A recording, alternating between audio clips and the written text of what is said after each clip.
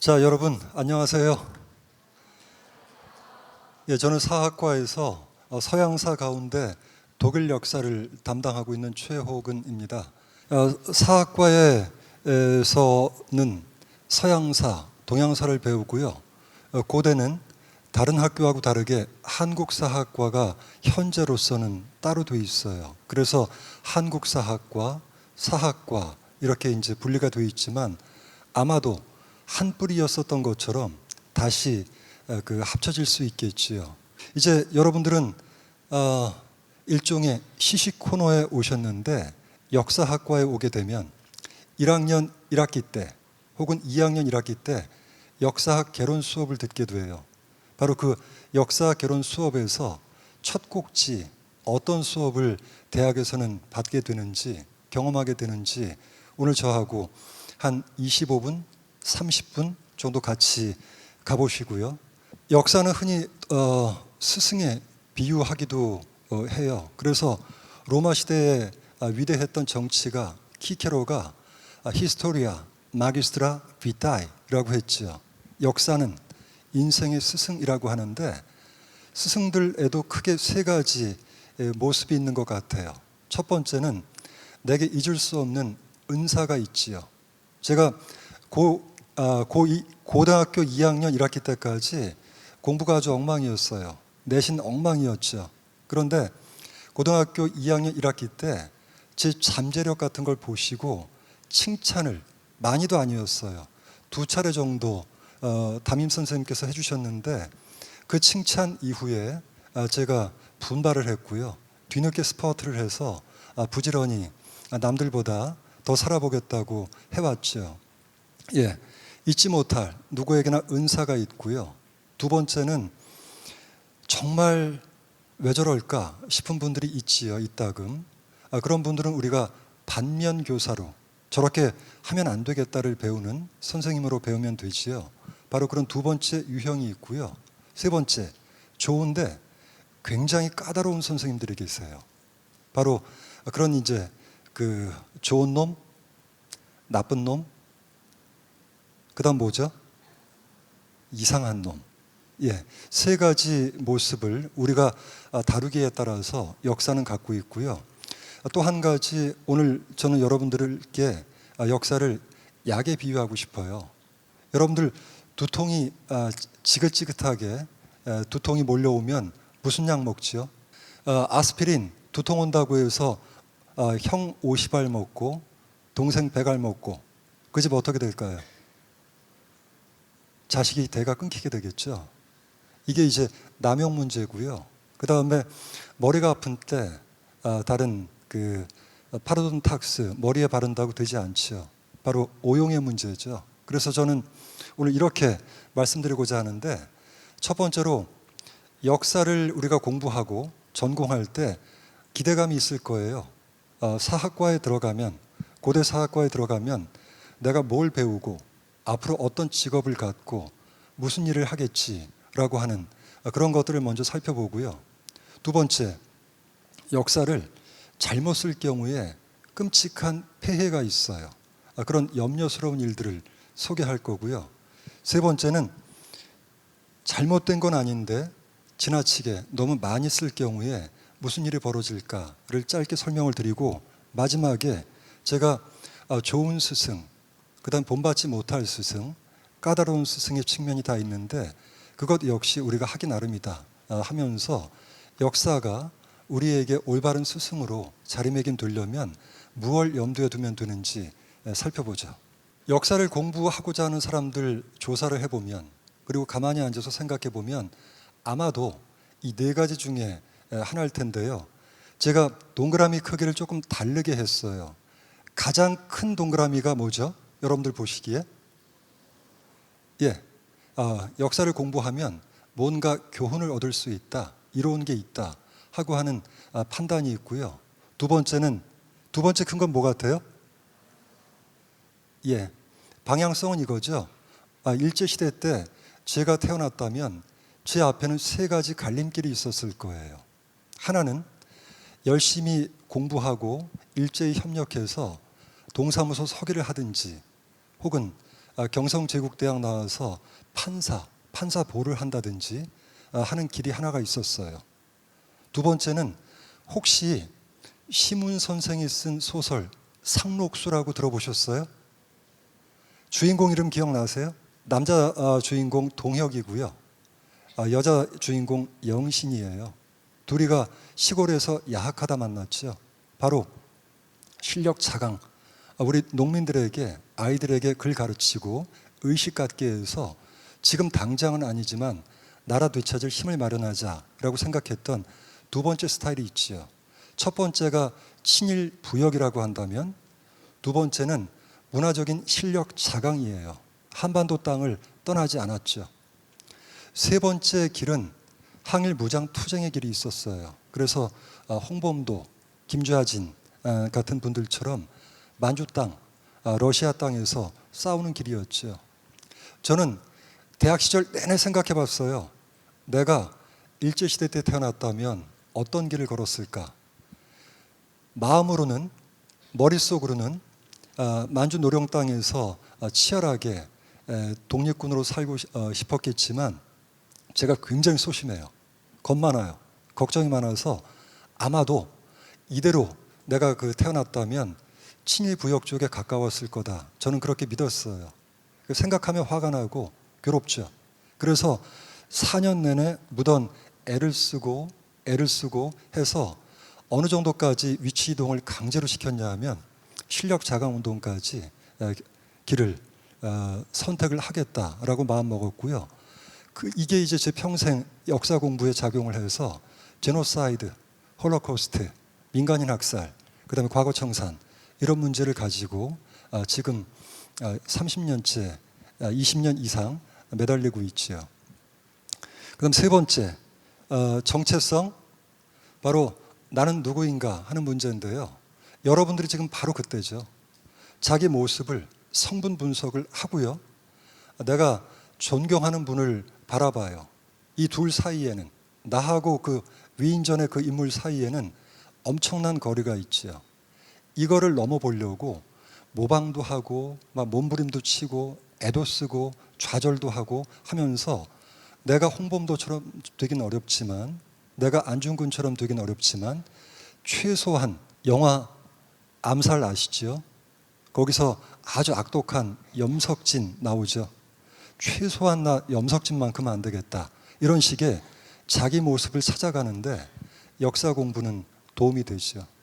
마지막으로 호기심의 문제인데요. 한번 살펴보죠. 어린 시절 어린 아이를 바닷가의 놀이터, 바닷가 파도 위에다 던져놓으면 하루 종일 시간 가는 줄 모르고 놀아요. 모래성 쌓고 조개 껍데기 줍고 거기다 글씨 쓰고요. 그렇게 인생은 아름다웠죠. 그게 이제 엊그제 같은데 어느 순간부터 우리가 보고 싶은 책 마음대로 보고 하고 싶은 짓 마음대로 하다 보면 엄마가 미쳤냐고 하지요. 예, 미치지 않고는 이 미친 세상을 살아가기 어렵고요. 미친 사람처럼 끝까지 달려가 봐야 어디에선가 깊이 있는 우물을 팔 수가 있겠죠. 바로 호기심 있는 사람이 역사를 공부하고 역사를 공부하면 다시 거기 얹어서 호기심이 더 커지죠. 이 친구 누군지 아시겠어요? 제 어린 시절을 지배했던 미시시피강 일대에서 아주 장난꾸러기로 컸던 이 소년 이름은 톰이고요. 성은 소여, 톰 소여 얘기예요. 이 나이 많은 친구가 있었죠. 허클베리 핀이었고요. 바로 어린 시절 우리는 산을 헤매면서 숲길을 헤매면서 산열매 찾아서 모험의 길을 걸었고요. 새로운 거 발견하는 게 그토록 행복했었죠. 이제 저랬던 꼬마가 커서 과학자가 됐어요. 그리고 2011년도에 화성 탐사선을 만들어서 미국 나사가 띄웠는데 그 탐사선 이름이 바로 호기심이었죠. 큐리어시티 바로 밑에 짧은 문장인데요. 저거 하나 보시겠어요? 제가 영어로 하진 않고 우리말로 말씀드릴게요.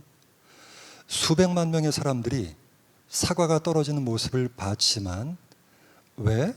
라고 물어본 사람은 뉴턴뿐이었다라고 하는 유명한 구절이죠. 그래서 어린 시절부터 여러분들 동화책 시리즈 가운데, 책 시리즈 가운데 Y 시리즈 많이 보셨죠? 지금 몇 권까지 나왔는지 모르겠어요. 바로 왜? 엄마를 귀찮게 만들고 계속해서 물어보면서 갖고 있는 질문, 그 다음에 그 질문이 도저히 해결되지 않아서 대학 가서 찾아보겠다라고 하는 분이 있으면 이런 분들 사학과에 오시면 좋아요. 그 다음 두 번째 보죠. 정체성은 내가 누구인가 이걸 거울 보듯 생각하는 건데요. 어떤 고양이는 자기가 사자라고 착각하고 있고요.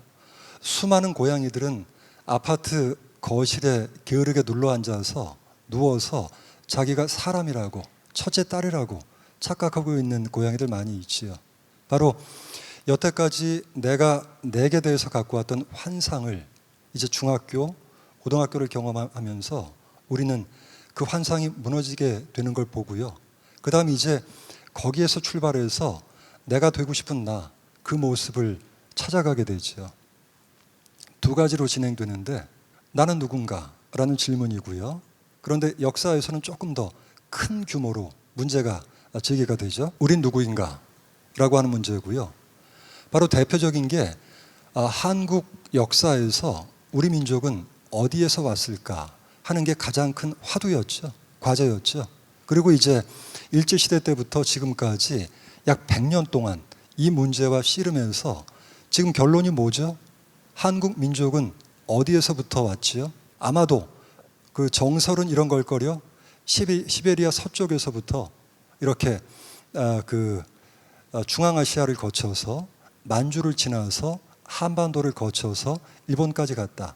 이른바 기마민족 동래설이라고 하는 건데 이걸 괜히 하는 얘기가 아니죠. 사람들이 그 지나왔을 때의 루트 속에서 거기서 고인돌 무덤, 그 다음에 그 동검 양식 이런 것들을 쭉 선을 긋다 보니까 그렇게 보인다는 건데 그런데 큰일 났어요. 얼마 전 카이스트에서 연구 결과를 발표했는데 우리가 이쪽 시베리아에서부터 이쪽으로 내려온 게 아니고 남방계 민족이 위로 올라왔다라고 하는 완전히 뒤집는 주장을 내놨죠. 왜 그래요? 그 게놈 프로젝트 속에서 한국인들의 염기 서열 자세하게 분석해 보니까 우리랑 가장 비슷한 쪽 사람들은 동남아시아 쪽, 태평양 쪽에서 온 것들이라는 거죠. 그래서 한반도에 살고 있던 사람들은 북쪽에서 왔고 제주의 고향부성 이쪽은 남방에서부터 왔다라고 하는 우리의 역사학자들이 100년 동안 공부해 왔던 게 지금 완전 흔들리고 있죠. 이 문제가 여러분들이 직업 선택하고 대학 선택하는 데는 중요하지 않지만 우리가 어떤 나라와 더 친하게 지낼 수 있고 문화권을 더 공유하고 어디와 동맹을 거듭하면서 정서적으로 문화적으로 함께 갈 것인가를 국가 전략을 판단하고요. 할 때는 굉장히 중요한 밑거름이 되지요. 역사를 공부하는 두 번째 이유가 되겠고요. 세 번째, 여러분들은 갈 길을 찾으셨나요? 저는 고3 때까지 길을 못 찾았어요. 그러다가 저희 때는 시험이 학력고사라고 있었는데 그 시험 끝나고 나서 과를 선택해야 되겠다라고 생각하고 책들을 쭉 찾아보다가 제 손에 걸린 게 단재 신채호의 선집이었어요. 그 책을 읽다 보니까 완전히 사로잡혀서 저는 이 대학, 이 과를 선택하게 됐는데 우리 인생이 꺾어지는 몇 개의 중요한 길목이 있어요. 그때는 지도가 필요하고 이정표가 필요하죠. 바로 국가에게, 개인에게 그렇게 이정표 역할을 때때로 하기도 하는 게 역사지요. 보이스카우트, 걸스카우트 훈련 받으실 때 숲속에서 길을 잃을 때 우리에게 필요한 것은 나침반 그리고 지도죠. 그래서 칠흑 같은 어둠 속에서 랜턴을 켜고 그 다음에 나침반 방향을 보면서 길을 찾아가요. 저는 군 생활을 장교로 지냈는데 그 장교들은 독도법 훈련을 많이 받죠. 내가 길을 잘못 가면 우리 사병들 다 죽을 수도 있고요. 목숨이 걸려있는 위험한 길이에요. 그러다 보니까 이쪽인가 저쪽인가 볼 때 매번 굉장히 걱정을 하고 고뇌하면서 길을 선택하죠. 이제 여러분들 이제 곧 고등학교를 선택하고 대학교를 선택하고 대학교에서도 과를 선택해야 되는데 여길 갔을 때 얻게 될 것, 여길 갔을 때 놓치게 될지도 모르는 것, 이걸 쉼 없이 비교하면서 길을 선택하게 될 거예요. 그 다음에 이 세상을 살면서 자기 자식에게, 자기 후손에게 이런 길을 걸었다라고 보여줄 수 있을 건데, 제가 대표적인 비명 2개만 알려드릴게요. 하나는 사람이 죽으면 무덤에 묻히고 무덤 앞에 묘비가 쓰죠. 그리고 내가 원했던 문구가 거기 새겨지게 되는데, 그때 오스트리아의 왕 요세프 2세 무덤에는 그렇게 써 있대요. 평생 동안 모든 것을 이루고자 하였으나 아무것도 이루지 못한 왕 요세프 2세 여기 잠들다 라고 하는 문구가 새겨져 있고요. 2번째, 제가 감동하는 문구는 임마누엘 칸트, 지금 이제 칼린그라드라고 하는 러시아 쪽 그쪽 그 땅에 묘지가 있는데요. 그 묘지에는 바로 칸트가 썼던 책의 한 구절이 새겨져 있어요. 정확하게 암송하지 못하지만 이 정도 얘기할 수 있지요. 내 평생 살면서 신비한 게 2가지가 있었는데, 하나는 밤하늘에 빛나는 별이었고 또 하나는 내 마음속에 있는 양심이다 라고 그 써놨다는 거죠. 칸트의 평생 과업은 저 밤하늘에 빛나는 별은 자연과학자들의 세계고요. 내 마음속의 양심, 이거 밝히는 게 바로 철학과 윤리학의 문제였죠. 거기에 그 집착을 했죠. 여러분들이 죽고 나면 친구들이, 가족이, 자식이 묘비명을 써야 될 터인데 뭐라고 기억하고 뭐라고 써줄지 순간순간 돌아본다면 인생의 패착은, 완전 잘못된 선택은 하지 않을 거라는 거죠. 요즘 특히 중요한 얘기고요. 4번째, 혹시 이 글자 보이세요? 여러분들 눈에? 예, 감, 바로 거울이라는 뜻이고요. 우리 동양에서는 역사를 거울에 흔히 비유했죠. 아침마다 거울 보시죠. 저도 여기 무대 나오기 직전에 거울 한번 봤는데요. 그 사이에 잡티가 왜 이렇게 늘었는지 선크림 안 발랐던 게 아주 뼈저리게 후회가 되는데요. 바로 과거를 희미한 형태지만, 온전한 형태는 아니지만 거울처럼 돌아보면서 우리는 이제 본받을 길 혹은 선택하지 말아야 될 길, 이런 것들을 곰곰이 생각하게 되죠. 그래서 우리 선조들이 거울을 얘기했던 건 저는 굉장히 정확한 판단이라고 생각하고요. 청동기 시대 때부터 이런 식의 생각은 시작이 됐지요. 그래서 청동으로 만든 옛날식 거울, 저거 보고 내 얼굴 보이나? 그 걱정이 드시는 분들이 있을 거예요. 이쪽 면 말고요, 반대쪽 면은 밋밋해요. 그리고 이렇게 문지르면 거기에 얼굴이 비치죠. 될 것 같아요? 저는 경험 통해서 확신해요. 왜냐하면 제가 강남 8학군에 모 고등학교를 나왔어요. 우리 학교는 청소로 유명했고요. 공부는 못해도 좋아요. 청소는 소문나게 잘해야 돼요. 그래서 1층 교장실까지 들어가는 그 시멘트 바닥을 항상 왁스로 매일 학생 동원해서 발랐죠. 그리고 그렇게 몇 년이 돼서요, 거울처럼 환하게 빛나는 바닥, 낙상 사고가 일어나는 바닥이 만들어졌고요. 우린 지나가면서 얼굴을 보면서 이렇게 머리 빗고 그리고 지나가는 건물이 됐지요. 바로 역사는 내가 걸어온 길, 지금 내 모습, 여기에 오점은 없는가, 홍조는 띄고 있지 않은가, 이런 것들을 가만 돌아보는 거울 역할을 할 수 있다 하는 거죠. 그래서 그 거울을 통해서 우리가 얻는 건 교훈이에요. 여러분들은 지금 꿈이 가득한 청소년이지만 30년 후 이 자리에 있었던 누군가가 청와대 민정수석이 될 수 있어요. 그 다음에 35년 후 누군가는 외교 수석이 될 수도 있지요. 그럴 때 북핵 문제를 어떻게 풀어갈 건가, 미국과 우선할 건가, 중국과 더 가까워질 건가, 이 문제를 놓고 대통령과 함께 여러분들은 긴 밤을 지새게 될 거예요. 그럴 때 우리는 과거를 돌아봐요. 그리고 구한말, 고종, 순종, 이때 노란 지위 속에서 우리가 위험했을 때 친러파, 친일파, 친미파, 자주파 이 가운데 과연 어떤 선택이 최선이었을까라는 것을 바둑 용어를 쓰면 복기라고 하죠. 다시 둬보는 거예요. 그래서 우리가 이미 선택해서 현실이 돼버린 길, 가능했었는데 우리가 선택하지 않았던 길, 그 둘을 선택해서 거리를 살펴보죠. 그리고 만시지탄에 이랬을 걸 하면서 뭔가를 얻어낼 수가 있죠. 핵무기가 그득 쌓여 있는 오늘날에 고종의 고민이 그냥 먹힐 리는 없어요. 하지만 주요 강대국 열강 속에서 어떻게 자존 독립 유지하고 우리에게는 한 가지 과제가 더 있죠. 통일까지 해야 되는 이런 그 복잡한 방정식, 한 번도 풀어보지 못한 이 방정식을 기출문제를 통해서 어떻게 해결해 볼 것인가 지금 고민할 때 역사는 기업가에게, 정치인에게 혹은 저 같은 선생에게 큰 도움이 되죠.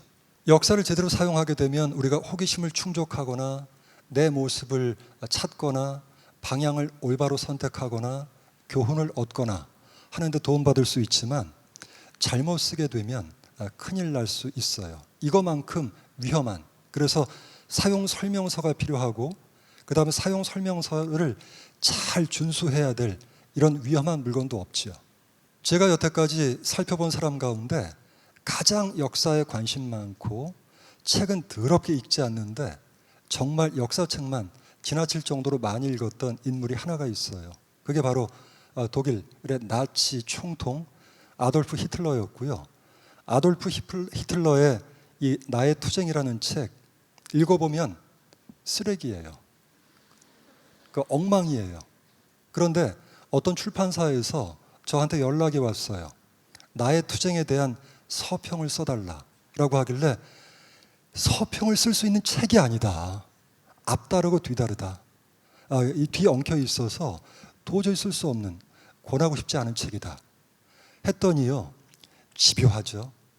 어떤 면에서 권하고 싶지 않은지를 써주면 된대요. 거기 넘어가서 결국 서평을 쓰고 말았어요. 한 구절 들려드릴게요. 독일 민족만큼 중고등학교 수업 시간에 역사를 많이 가르치지만 독일 민족만큼 역사로부터 교훈을 얻지 못하는 민족도 없다라고 얘기해요. 무슨 얘기인가? 여러 가지 어려운 얘기, 이럴 수도 있고 저럴 수도 있는 것들, 그거 쓸데없다는 거죠. 독일 민족의 시원이 이렇게 키 190cm에 금발머리 휘날리는 바로 신화 속의 그런 게르만인들, 아리안족들이 스웨덴 숲속 어디에서 비롯됐고 중세에 어떻게 확산됐고 여태까지 통일을 이루었고 앞으로 세계를 지배할지 거기에 대한 확신을 확실하게 보여주지 못하는 역사 교육 필요 없다라고 하는 무지막지한 위험천만한 그런 얘기를 이 속에서 하고 있고요. 이 사람이 비인 미술대학교에 재수하고 했을 때 무슨 얘기를 하든 상관없어요. 근데 총통이 되고 나서 이 마인캄프, 나의 투쟁 속에 들어있던 이 위험한 생각이요, 독일 사람들, 유럽 사람들을 죽음의 구렁텅이로 몰아넣었죠. 여기서는 유대인들을, 그 다음에 집시를 굉장히 비열하고 열등한 사람들로 얘기하고 있어요. 바로 이런 책을 읽고 큰 사람들은 마치 하얀 도화지에 이제 곰팡이가 슬고 물이 젖고 먹물이 이렇게 지저분하게 엉겨 붙었을 때 바로 그런 모습처럼 나도 모르는 사이에 생각이 거기 젖어들게 되죠. 하나 더 말씀드릴게요. 저는 731 부대가 너무 궁금했어요. 내가 군의관이면 어떻게 살아있는 사람을 생체 실험할 수 있을까? 마취 주사 안 놓고 어떻게 할 수 있을까? 이해를 못했거든요. 그래서 여기에 대한 답을 찾고자 굉장히 애를 썼는데 답을 찾았어요. 국내 번역되어 있는 군국주의 일본의 정신 해부라고 하는 노다 마사키가 쓴 책인데요. 거기서 군의관 얘기가 나와요. 일본 군의관 하나가 731 부대에 배속돼서 굉장히 많은 사람들을 생체 실험했는데 나중에 고백해요. 나는 단 한 번도 내가 사람을 해부하고 있다고 생각한 적이 없다. 돼지라고 생각했다는 거예요. 왜? 일제 군국주의 사회에서 어린 시절부터 교육받을 때 중국인은 돼지다 라고 교육받았는데 아무 비판과 생각 없이 그걸 받아들였고, 그래서 아무 부담 없이 시술할 수 있었다는 거죠. 그러다가 이 사람을 그런 그 죄과를 참여한 게 언제냐 하면 포로가 돼서 중국 감옥에 갇혀 있을 때 편지 한 장을 받았대요. 편지의 발신자는 자기가 생체 해부를 했던 중국 청년의 엄마였고요. 이 엄마가 아들 잃어버렸다는 소식을 듣고 그날부터 만주일대를 다 울면서 찾아 헤맸던, 그리고 731 부대 문 앞까지 와서 절규했던 그 얘기가 편지 속에 있었고, 그 편지를 보는 순간 비로소 느꼈다는 거죠. 내가 죽인 게 사람이었다. 어떤 여인의 아들이었다. 자기는 감옥에 몇 년 갇혀 있으면서 고향에 돌아가서 만날 어머니, 그리고 어머니가 그 소담하게 끓여주는 일본식 된장찌개, 그걸 이제 꿈꾸면서 하루하루 버티고 있었는데 내 손에 죽어간 그 청년이 사람이었구나라는 걸 수십 년 만에 처음 깨달았고, 그 다음부터 이 사람이 일본에 돌아온 뒤에는 731 부대 난징 학살의 만행에 관해서 전국 순회하면서 교육하는데 앞장서고 있는 분이 됐지요. 편견은 그만큼 무서워요. 그런데 역사 속에 편견의 독극물을 저량으로 그 주사를 해놓으면요, 그 우물물을 마시는 사람들은 모르죠. 그리고 뭐예요? 체질 자체가 이상하게 되죠. 역사 교육이 무엇보다 중요한 이유고요. 두 번째, 이스라엘에서는 홀로코스트, 유대인 학살 문제를 너무 강조해요.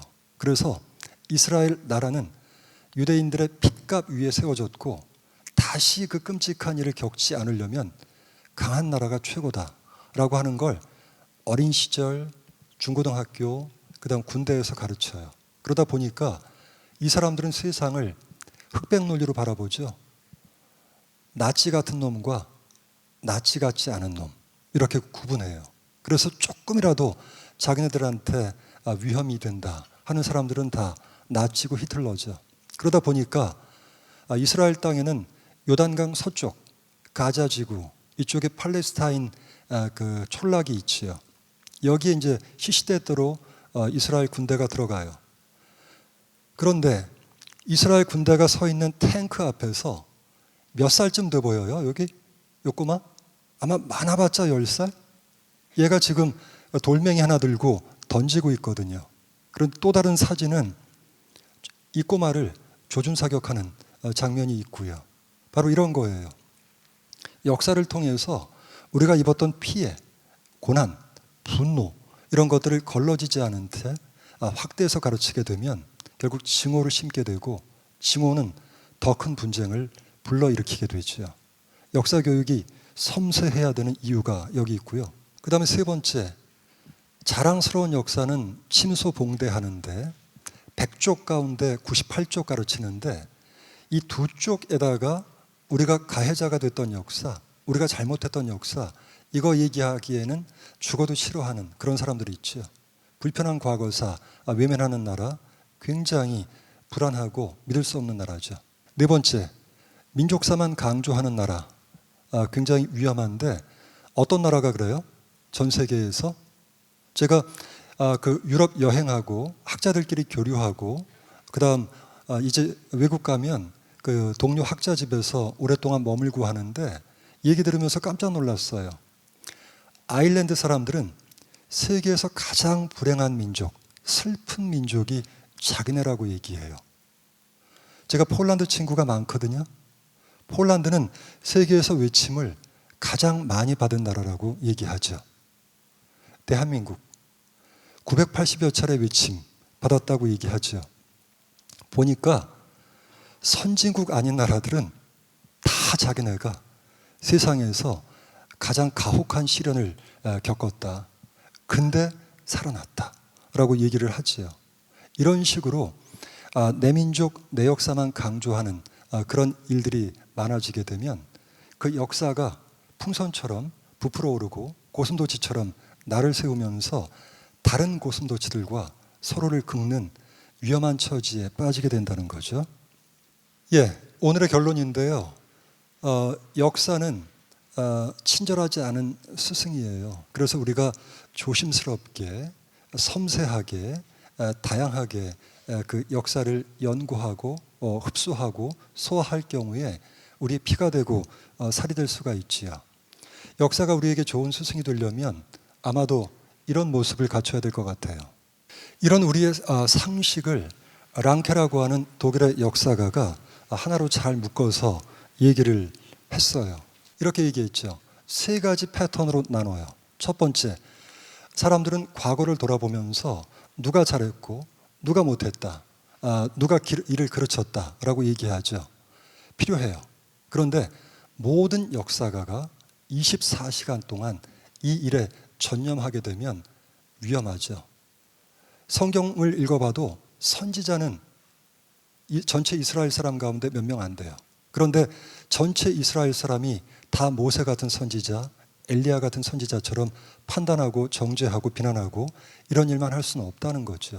누군가는 해야 하지만 직업적 역사가들 가운데 상당수는 여기에 완전히 탐닉하거나 완전히 빠져 있어서는 안 되겠다 하는 얘기를 한 거고요. 두 번째, 교훈. 그래요. 역사는 우리에게 때로는 유익한 걸 가져다 줄 수도 있어요. 근데 그 유익이 항상 최선의 선택만은 아니에요. 왜냐하면 독재자는 마키아벨리의 군주론을 읽으면서, 이거 좋은 역사책이거든요. 거기서 뭐라고 해요? 민중은 개들과도 같다. 그래서 세게 밟아주든지 아니면 그냥 그 호리면서 이렇게 위해주든지 쓰다듬어 주든지 둘 중에 하나를 할 수 있는 대상일 뿐이다 라고 얘기하고 있죠. 독재자들은 군주론 속에서 아주 비책을 얻지요. 유익한 걸 얻지만 그 유익이 공공의 이익에 부합하진 않죠. 그래서 소박하긴 하지만 세 번째 얘기를 랑케 선생님은 얘기하죠. 그것이 본래 어떠했던가만을 규명할 뿐이다 라고 하는 유명한 구절을 얘기했고요. 이런 식의 내가 아는 것보다 더 많이 얘기하진 않는가? 내가 무언가를 판단할 때 사리사욕이 섞여 있지는 않은가? 공명심이 나를 압도하고 있지는 않은가? 이거를 거울을 보면서 살펴보라고 하는 거예요. 그래서 이런 식의 랑케의 생각을 이제 고른다면 역사가가 어떤 경우에도 피해야 될 거 우리가 한번 정답 찾기 해볼까요? 자, 요거 글씨 보이세요? 예, 경국지색. 2번 고육책, 3번 고진감래, 4번 곡화가세, 5번 공술의 공수거. 5개의 예제가 나오면 그 가운데 정답일 확률이 높은 거, 출제자는 좀 숨기고 싶어 하죠. 자, 5개 가운데 역사가가 반드시 피해야 될 거 몇 번째죠? 곡학아세예요. 내게 이익이 되면, 우리에게 도움이 된다면 붓을 언제든지 이렇게 휘었을 수 있는 사람. 그래서 사욕을 위해서 공의를 이렇게 흔들 수 있는 사람, 이런 사람은 공직에 나가면 안 된다. 이게 이제 사마천의 사기에서부터 정약용의 목민심서까지 우리 동양 역사에서 그토록 강조하고 있는 거죠. 예, 여러분들에게 뭔가 엄청난 얘기는 제가 하지 않았어요. 상식에서 한 발자국 더 나간 거, 거기까지만 말씀을 드렸는데 이 길이 쉽지 않아요. 어떤 길이 우리에게 장애물이 되고 어떤 길이 우리에게 그걸 돌파할 수 있는 무기가 될지, 이론, 방법, 다양한 현실, 경험, 이런 것들은 고려대학교 사학과에 오시게 되면 그때부터 가르쳐 드릴게요. 자, 이제 준비된 말씀은 마치고요. 나중에 만나서 얘기합시다.